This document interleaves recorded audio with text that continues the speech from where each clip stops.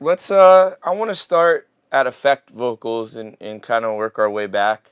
A lot of automation, a lot of things coming up in volume. Like, for example, in the chorus, you have a section where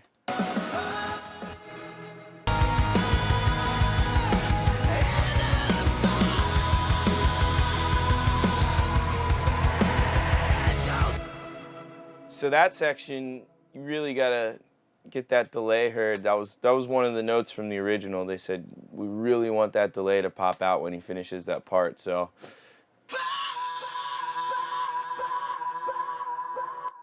just a ton of automation kind of pushing that up. That was one of the main things. And as far as mixing that, I mean, it's not really, it's more so you just got to get it heard. Just cleaning out some mud, boosting some presence to get it out in the front, and then a little bit of a limiter to just, again, stick it in place so I can automate it up. We actually have a lot of effect tracks on here. That's during the verse. I actually didn't do any processing to that. It was printed. Kind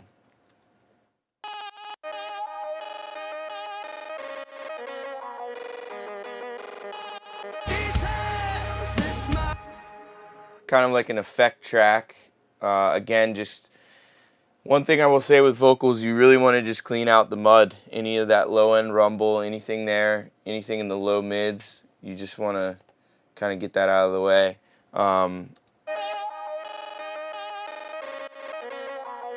The reason I like LA3A on some of the backing stuff or effect stuff is that to me the LA3A sits in a different level. So like in 1176, I feel like the vocal gets right up here, and if it doesn't, you can add other things to make it do that. And LA3A to me is more like kind of parked back, but you can still hear things. They just don't jump to the front. It's kind of like in the middle of the mix, you know, if you're thinking depth-wise.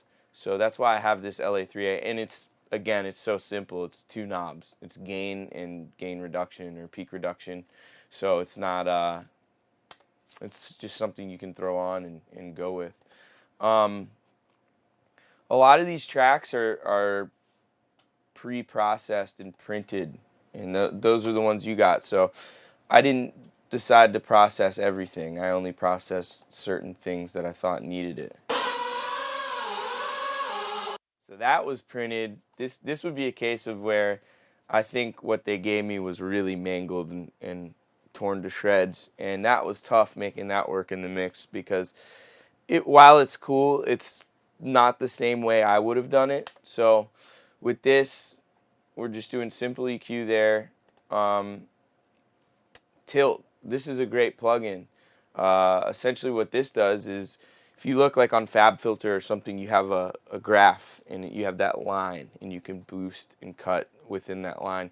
Tilt takes that line and shifts the whole thing like this or this. So if you have something that's just needs to be brightened up but you don't want to like boost it and hear the peaks of things, this is just like leans it. It's a really cool plugin. I use this on guitars all the time, not on this session but on other sessions. So put a little bit of the tilt to kind of get it out in the front a little more. And I just thought it was mega harsh, so I have this plugin called Soothe, and it finds all the harsh stuff and gets it out for you.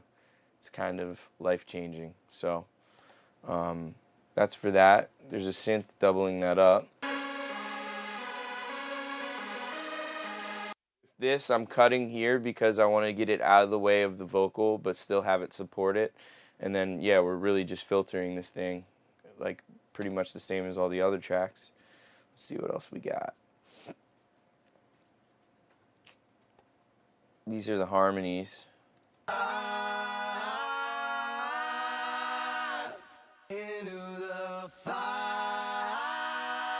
So with these, we're just doing some low filtering. We're not boosting anything on these. I think I already thought they were like harsh enough. And just an 1176 with my favorite settings. Attack right in the middle, release as fast as it can go, ratio 4. And that's kind of giving it its sound. And then after that is RVox. This is a really cool plugin to get things out in the front.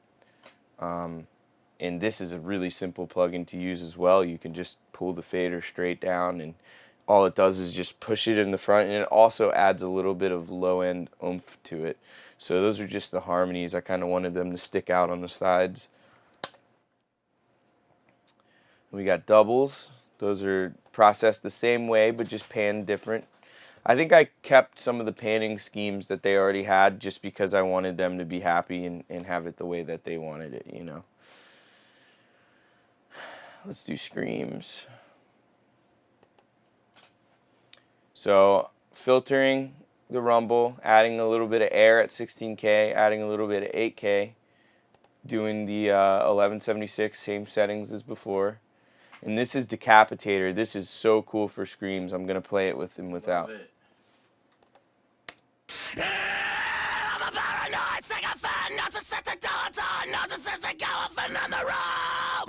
So that's with. This is without.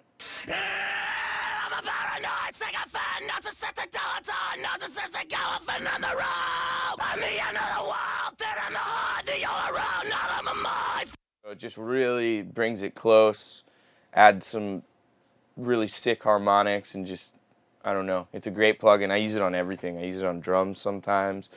If I'm going for that like effect sound. And with this, it's so simple. I literally just started at 0, turned it up till I thought it was cool, and that's it. Didn't touch anything else. Nothing really has to be difficult. Like, just because you didn't tweak something for a half hour doesn't mean it's not the right move, you know? So I just threw that on. I know it works, and it was awesome. Again, we have RVox on here, and I don't always use... I really like that plugin. What, Decapitator? RVox. RVox? Well, Decapitator too. Yeah, it's awesome. I use it on like strings too sometimes, but yeah, I don't always use this on mixes, but for his vocal, I was looking for some more of that low push, and just to get it a little bit more close, and that's what it did.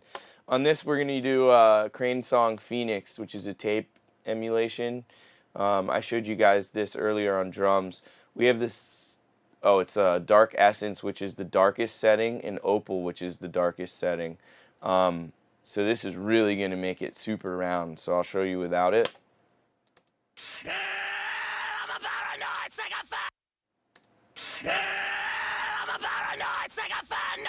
So you're really getting that low mid, like just you feel it in your chest, and it's kind of smoothing things out and just making it bigger. This is a really cool plugin. I definitely think people should, if you have Pro Tools and you have access to this, you should definitely get it.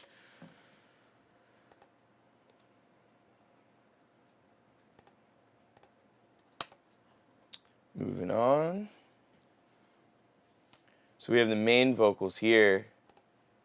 These are pretty crazy. So I don't mind the darkness, it's easy on the eyes. this is kind of straightforward for what I do. We're doing an L1 on this one, kind of the same setting I used on bass, just to keep it in place. I don't mind the darkness, it's easy on the eyes. And I'm driving that into the 1176. Got a little bit of RVox, so again, yeah, I compress vocals a lot with a lot of different things. And we're going with the Phoenix, and we're going a little bit brighter on the luster setting, and then neutral on the top end. And I'm telling you, this thing, if you want to make vocals sound huge and kick through the mix, this is the plugin to do it. I don't mind the darkness, it's easy on the eyes. And so those are the main vocals. We have them routed to some different effects.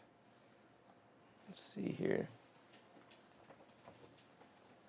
I don't mind the darkness, it's easy on the eyes.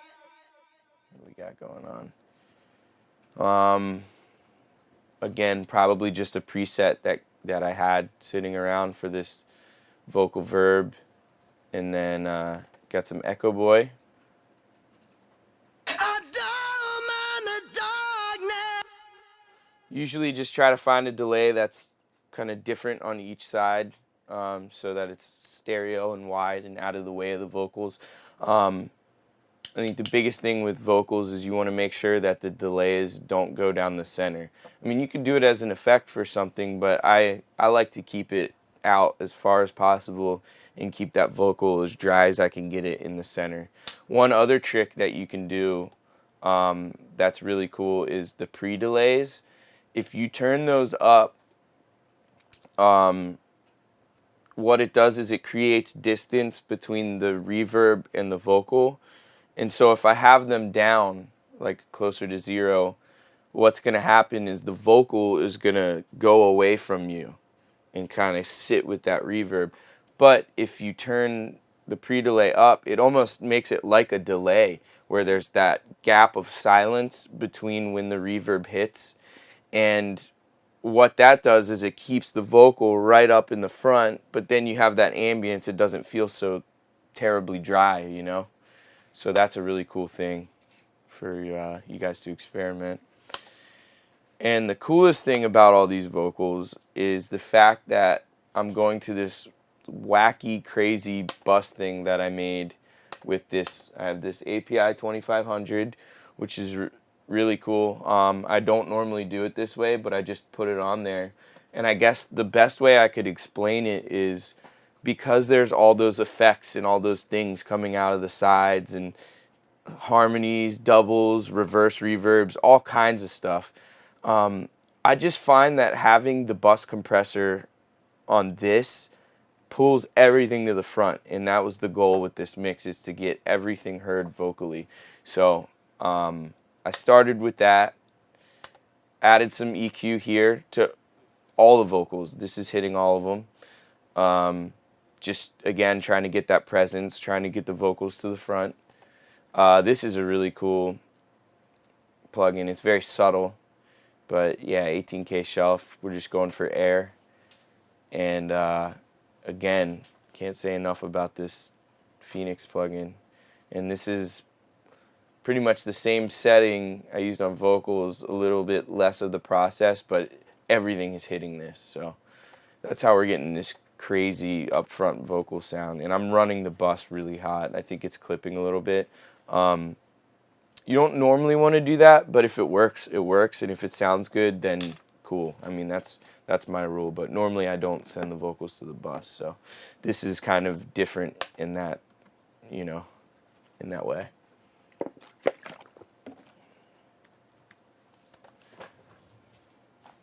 Those vocals sound great, dude. They really do. Yeah. They took some work, too, because I feel like, so they recorded him on a FET 47, and there's also parts that were done on a C800G in the same song. So, like, it's weird. It's like the mic changes. But to me, the FET 47 is a very harsh mic. It's cool. It has attitude, but it's kind of pokey and hurts your ears a little bit. So I think that's why I used Phoenix at the very end, was just to soften it up a little bit, but still kind of keep it up front. Nice.